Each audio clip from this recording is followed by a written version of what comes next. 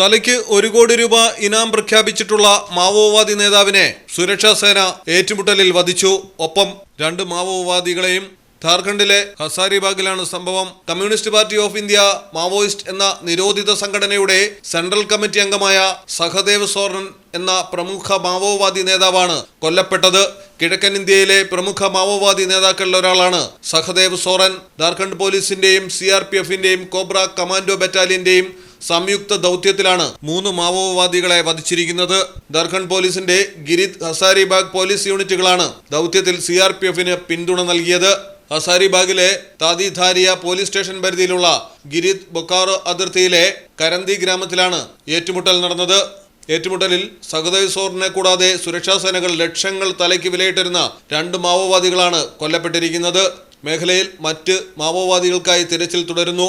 News desk Malayalam television. പ്രകൃതിദത്തമായ ചേരുവയാൽ തയ്യാറാക്കുന്ന അൽദാൻ കപ്പലണ്ടി മിഠായി ഇനി രുചിയുടെ പുതിയ രസത്തിലേക്ക് നിങ്ങളെ നയിക്കും. എങ്ങും എവിടെയും ഇനി അൽദാൻ കപ്പലണ്ടി മിഠായി മാത്രം. നാവിലൂറും രസം, മനസ്സു നിറയും സ്വാദ്. ഇനി ഇതൊന്നു മാത്രം. അൽദാൻ കപ്പലണ്ടി മിഠായി, മധുരത്തിന്റെ പുതിയ പര്യായം. അൽദാൻ കപ്പലണ്ടി മിഠായി.